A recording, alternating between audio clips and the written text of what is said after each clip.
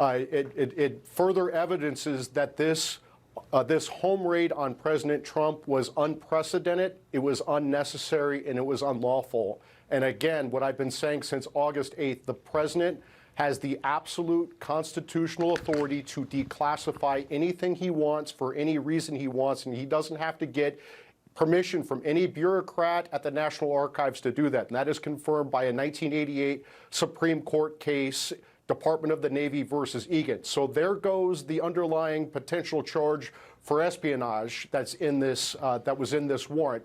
Second point, the president has the sole statutory authority to make the determination whether a record is a personal record that belongs to him or a presidential record that goes to the bureaucrats at the National Archives and then almost certainly gets sent back to the president to put in his former library, or the former president's library. And that is confirmed by a 2012 decision by an Obama judge related to Judicial Watch and Tom Fenton's lawsuits against President Clinton related to 8 years of audio tapes in his sock drawer. So what is left? They're looking at obstruction. Well, it is legally impossible for a former president to obstruct investigations into non-crimes. The Justice Department did not have the power to even look at these crimes because it doesn't matter what the evidence shows in this affidavit. No matter what that evidence shows, as a matter of law, it is legally impossible for President Trump to have committed espionage or to have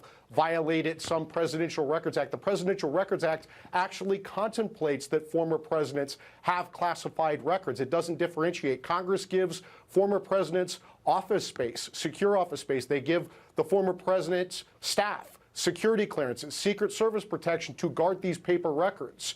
And there's no allegation that any of these records got into the wrong hands, unlike Hillary Clinton's home server, where she had foreign governments hack the most highly classified secrets in our government, and she didn't get an FBI raid. So what was so urgent that caused the Biden Justice Department to go get these records? And I think it's because President Trump declassified and made personal a copy of his copy of the Crossfire Hurricane records, the Russian collusion records, and the Biden Justice Department never made them public because they're so damning on Obama, Hillary Clinton, the FBI. The librarians are asking for overdue copies of the overdue books that are not overdue. The president has the legal right to declassify these records and keep a personal copy. They did. The former president had every right to keep these records, and the bureaucrats at the archives did not, as confirmed by the 1988 Supreme Court decision, Department of Navy versus Egan, and the 2012 Judicial Watch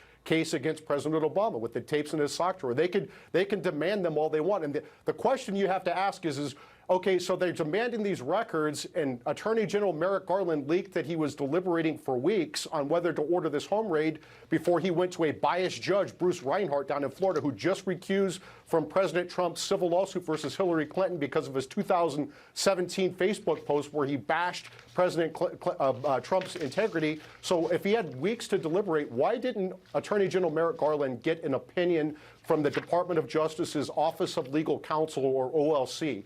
And the reason he didn't get it, presumably, is because he would not have gotten the answer he wanted. This was a political raid on a former president and someone who is almost certainly going to be when you say presumably, do you know that to be the case? Of President Biden. When you say presumably, do you know that to be the case? Presumably that he's going to run for president? No, that there was a trail of him not wanting to ask because he wasn't going to get the answer that he wanted. Well, I mean, why else would, if he had weeks to deliberate on something this unprecedented and consequential, why would he not seek an opinion from the Office of Legal Counsel on this? This is a political raid that was.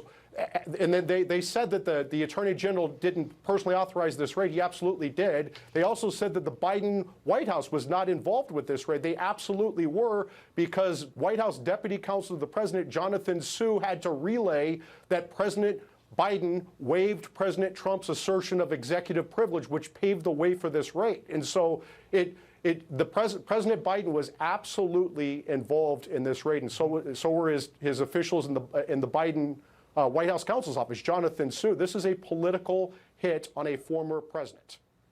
All right, Mike Davis.